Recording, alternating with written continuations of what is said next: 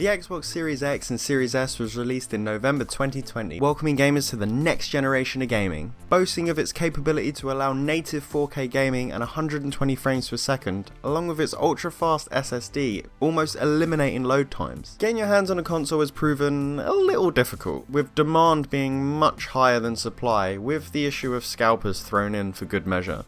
I was fortunate enough to get mine about a week before Christmas, and I made an unboxing video which you could see if you click the card in the top right corner or the link in the description.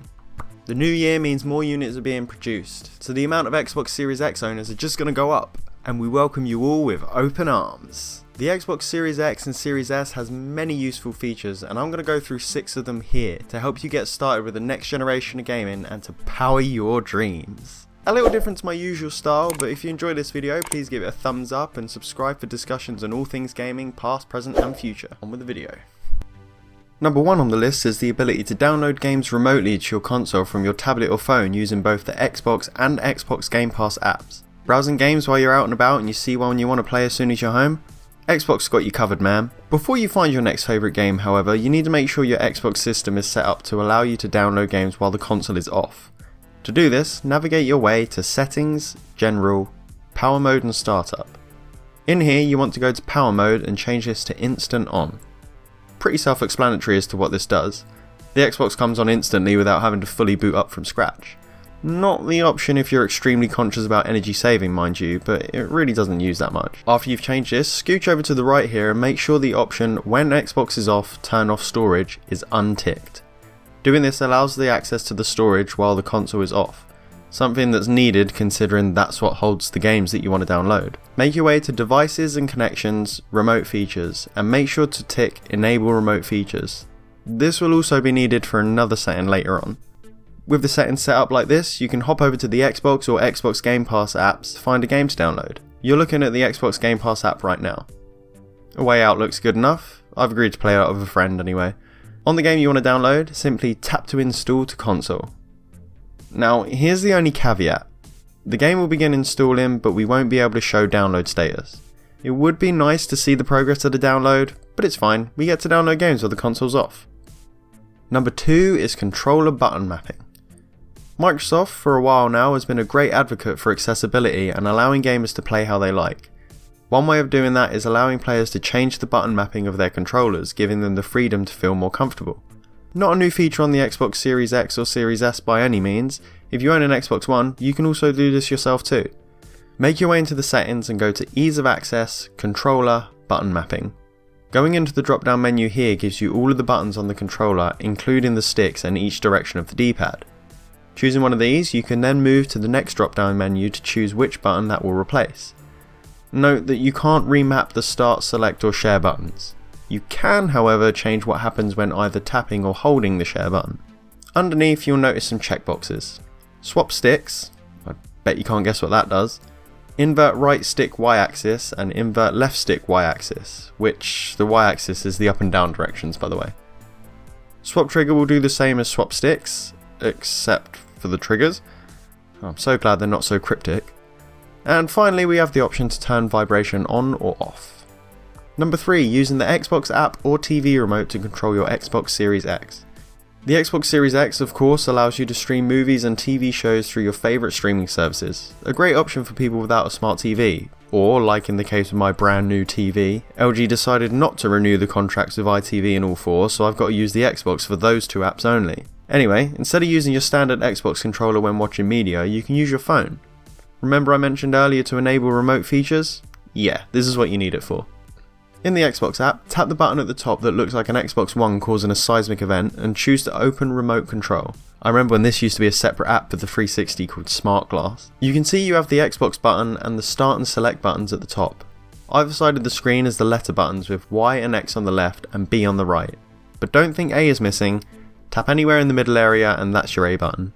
Swiping in this area will act like the sticks and allow you to navigate through the menus and make your selection. Playing, pausing and skipping is easy enough with the media controls at the bottom of the screen. On top of being able to use your smartphone to control your Xbox, some smart TVs allow you to use the TV remote to control your console too. Such is the case of my 2020 LG NanoCell Smart TV and the magic remote it comes with. find Simplink or your TV's equivalent in the settings and make sure it is enabled. Just look for HDMI-CEC. Number 4 is the Overscan settings in your TV. So not really a setting on the Xbox itself. Have you ever had an issue where the game you're trying to play has the HUD elements going off screen? You find yourself adjusting the safe area for every single game you play if the settings even allow it. I ran into this problem recently myself. To try and get the right area on the TV, make your way to Settings, General, TV and Display Options, and under Setup in the middle, select Calibrate TV. This doesn't change any settings on your Xbox, but tells you the best settings for your TV to have the best gaming experience possible. So, with that in mind, keep pressing next until you reach this screen with the blue and green edge arrows. If the green is in the edges of your TV, then you're golden and you can skip to the next setting. If not, then don't worry ma'am, I'm here to help. In your TV's display settings, find the option for Overscan. In my case here on LG TVs, it's called Just Scan, and turn this option on if it is currently off or set to auto. This should instantly fix the issue. What this does is shows the screen as it's originally received from the device, in this case the Xbox Series X. Now you won't need to keep adjusting the safe area in every single game. Number 5 is to change the location of notification pop-ups. When I play my PlayStation 4, I get a notification like a trophy or something and it pops up in the top left hand corner. It's nice, it's out of the way and I don't want to turn them off completely, so it's a nice placement. While playing the Xbox Series X, I get my notification bang in the middle at the bottom of the screen. Amazing, I just got an achievement. Ah shit, my batteries are running low. God damn, tell me when they're dead. Anyway, I like being told things, but sometimes they seem to get in the way where they currently are. So let's change that. If you're not already in your settings, then you should be. This is a settings and features video. In the settings, head to Preferences, Notifications, Default Notification Position. There are 6 different positions to choose from. Even though they show you a grid of 9, the middle 3 are blocked because why on earth would you want it in the middle of your screen? I'm moving them because they're in the way enough as it is. Choose wherever you'd like. For me, I'm going to pop it up in the top left. And there we go, your notifications are no longer in your way, if you thought they were to begin with. Number 6 is the Quick Resume feature, one of the most boasted features of the Xbox Series X. You really don't have to make any changes to the settings for Quick Resume to work.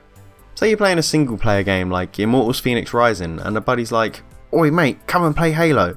You can just tap the Xbox button on your controller, find Halo and it will start to boot up. You'll notice in the top right corner it says Quick Resume and will throw you in the game in a matter of seconds. But wait, you're having a bad day and you decide to rage quit, or one of your friends is an old man and decides to go to bed early. So you decide to carry on where you were in Immortals. Same again, just tap the Xbox button on your controller, find Immortals, and boom! Seconds later, you're back where you were. Halo and Immortals Phoenix Rising are just 2 examples, but this feature currently works with thousands of games and the list is always expanding. Definitely an amazing next-gen feature to take full advantage of. I have a bonus feature for you, and that's Microsoft Rewards. If you aren't currently using this, then I highly recommend it as it can save you a lot of money and could even allow you to never pay for Game Pass again. In the Game Pass app on both your smartphone and Xbox, you can find a section for quests. These quests are just things like logging into the mobile app and downloading and playing games. Playing games isn't the only way to earn points though. Using the Edge browser or Bing search engine also gives you points every time you search with a daily cap of 90. On top of the search, you get bonus points for doing daily polls and quizzes, and it's best to use the Microsoft Edge browser for this specific reason. This really takes no time at all. I spend about 10 minutes every morning to do this, and all I simply do is click through all the trending topics of the day. You can see in the top right that every time I click, my points are going up by 3 each time. I recently used my points to get £10 Microsoft Store credit and used it towards a Play and Charge kit, but there are plenty of other things you can use the points for. Like I said earlier, do this enough and you may never have to pay for Game Pass again. There's also a Google Chrome extension you can use called ABS, which actually does all of what I just said in a matter of seconds, so you don't even have to spend 10 minutes clicking through, it will just do it for you. So that's just a few settings of the Xbox Series X and Series S. Microsoft are given plenty of options to improve the experience of all gamers and to tailor the console to their needs and wants. There are tons more options to have a look at, and I'm sure there's more that I'll discover and you yourself will discover too. Which of the settings mentioned helped you the most? Which features would you like to see come to the Xbox Series X? Let's discuss it down in the comments. Tinker with the settings of the like button and subscribe for discussions on all things gaming, past, present and future. Click the card in a second to see my unboxing of the Xbox Series X, and I'll see you over there. Bye bye.